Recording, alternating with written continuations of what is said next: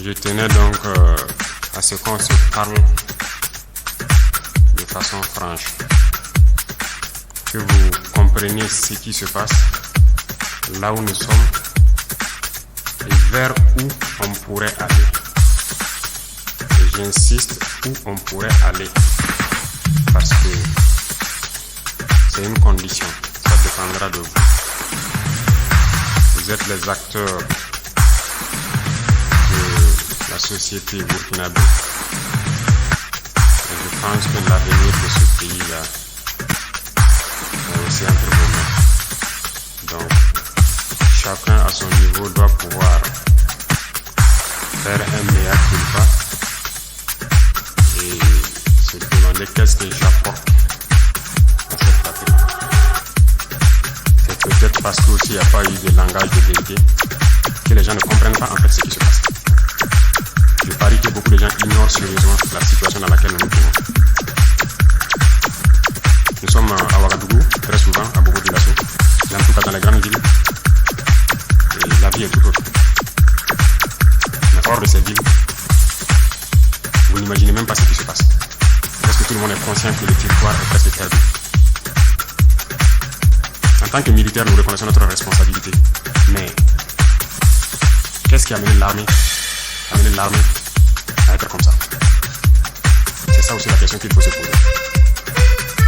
Parce qu'elle a été politisée. Elle a quitté même son fondement. Il faut avoir le courage de se le dire. L'armée a été infiltrée. Et chacun agit en fonction donc de certains bords politiques. Nous observons depuis très longtemps. Nous combattons et nous observons. Et à un moment donné, on a eu espoir que ça va cesser, notamment avec les événements du 24.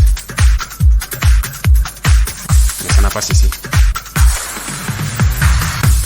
Et ça continue. Et ça continue. Ces événements du 30 sont arrivés. Je vais vous dire ce soir où est-ce que nous en sommes, où est-ce que nous partons. Et chacun serait libre, à partir de cet instant, de son action future, soit pour la patrie ou contre la patrie. De toute façon, nous sommes tous dans ce pays et vous comprendrez avec la présentation que personne ne va pouvoir quitter. Déjà entre Bobo et Ouara, ça devient difficile. Quand la route sera coupée, peut-être certaines personnes vont prendre conscience. Parce que c'est pas permis à tout le monde de prendre l'avion entre Bobo et Ouara. Si c'est ce pays que nous voulons, eh bien, allons-y. Souvent je me pose la question, est-ce qu'on se demande d'où vient le terrorisme? Pourquoi le terrorisme? Tout n'est pas terrorisme. Nous avons contribué, quand je dis nous, c'est la société, contribué à ce que cette situation arrive. Mais j'ai marché à travers une partie du Sahel. Je ne dis pas rouler, marcher à pied à travers le Sahel. Donc j'ai pris le soin de bien voir ce que c'est que le Sahel. Et je ne suis pas sûr que ici vous l'avez fait. J'ai marché de Gorom, passant par Oursi, aller à Déou, Tinako, Tinasan, revenir sur Marcoy. Cette partie, on l'a fait.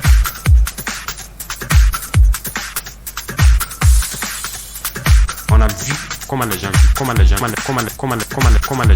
là-bas. Comment les gens vivent là-bas. Et on l'a fait, ça vaut 10 ans de cela. Et c'était prévisible que cette situation va arriver. Ça veut dire que c'est nous qui avons créé cette situation. La gouvernance. Il faut qu'on se dise cette vérité. On a tout fait pour abandonner certains peuples. À cause de nos intérêts égoïstes. On ne pense qu'à nous. Comme jusqu'aujourd'hui, on voit les gens meurent ailleurs, mais à Ouagadougou, on fait la fête. On n'a aucune pitié pour l'autre.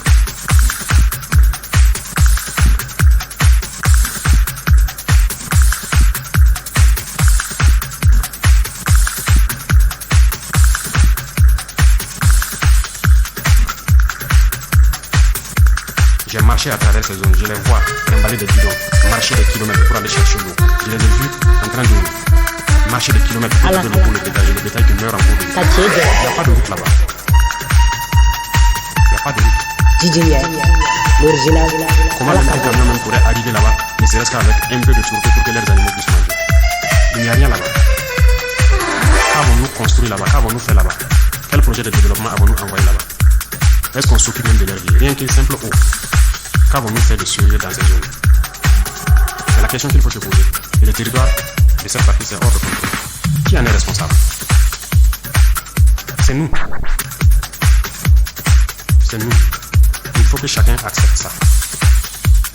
Nous avons toujours le slogan que c'est un pays pauvre. Vous êtes bien conscient que le pays n'est pas pauvre.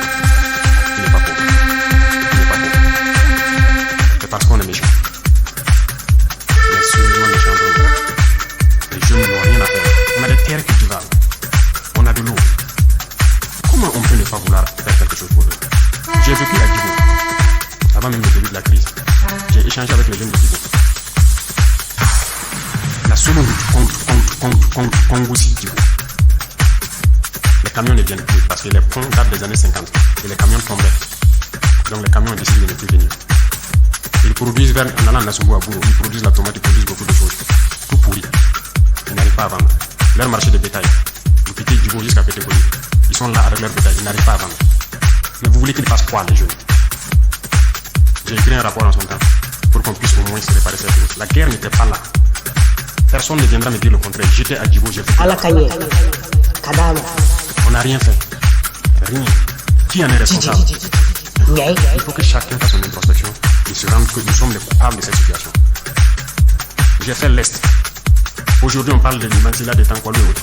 Je vous le répète encore, qui est responsable? Quand un seul fleuve, la Sirva, empêche que quelqu'un quitte Mansilla vers l'arrière en saison pluvieuse. Pendant combien d'années on n'a jamais pu faire un seul pont sur la Sirva pour les permettre de communiquer avec le Burkina? Prenez la carte, vous regardez, cette zone est encerclée par un fleuve, la Sirva. Qu'avons-nous fait? Du côté de Tankwalo, j'ai écrit encore un rapport que j'ai remis au haut-commissaire quand j'étais là-bas. Pour que les gens fassent pardon pour faire ne serait-ce qu'un pont entre Tankwalo et le reste. Qu'avons-nous fait? Mais posons-nous les questions. Nous sommes responsables du malheur qui nous arrive.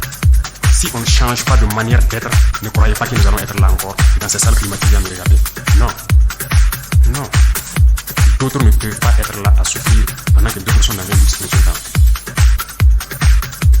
On a été prévenus. On n'a jamais voulu écouter. Toute cette bamboula que nous faisons dans les villes, tout peut cesser des jours au lendemain. Si on n'arrête pas ce que nous sommes en train de faire. Je sais que personne ne vous a déjà parlé comme ça, mais je vous le dis aujourd'hui franchement.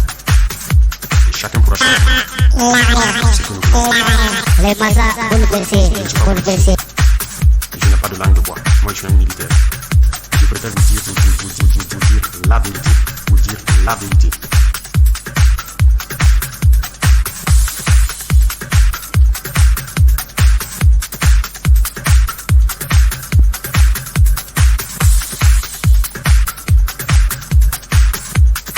Chacun est libre de prendre ou de laisser.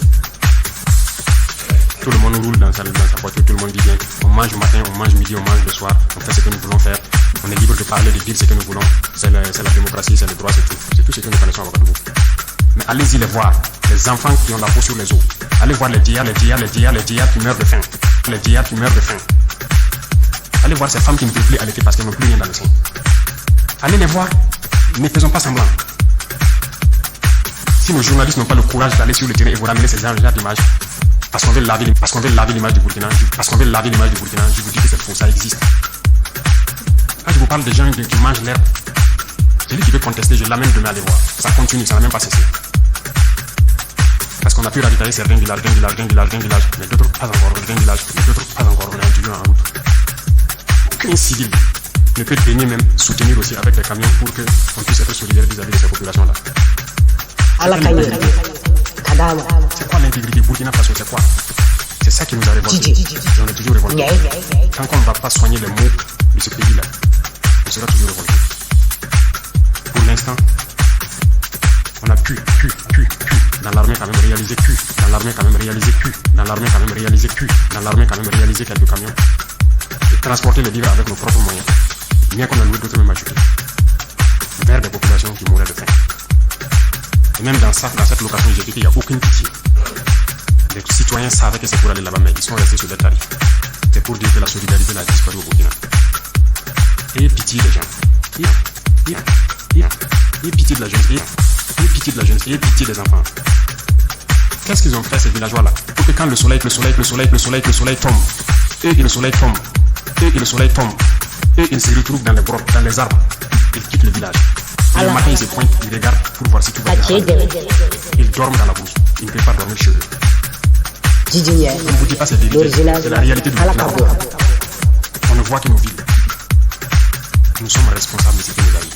Et nous serons entièrement responsables de ce qui va suivre. Soit c'est du bon, ou c'est du mauvais, ça dépendra de nos comportements dans le futur. Chacun n'a qu'à donner le meilleur de lui-même. Qu'à donner le meilleur de lui-même. Qu'à donner le meilleur de lui-même. Qu'à donner le meilleur de lui-même. Qu'à donner le meilleur de lui-même. Qu'à donner le meilleur de lui-même. Qu'à donner le meilleur de lui-même. Qu'à donner le meilleur de lui-même. Qu'à donner le meilleur de lui-même. Qu'à donner le meilleur de lui-même. Qu'à donner le meilleur de lui-même. Et je pense qu'on peut y arriver. Je suis optimiste. J'ai foi. Et Inch'Allah, on va y arriver. Et Allah. C'est trop mal.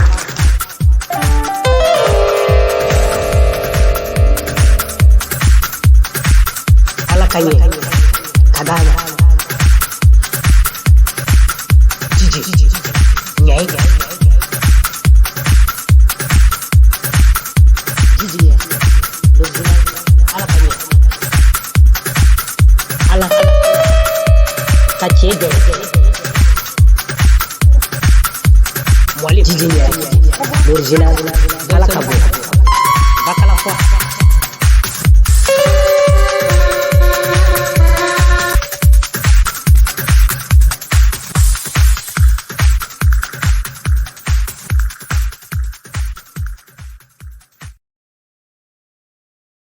Allah Kanye. Kadama. Gigi. Nyai.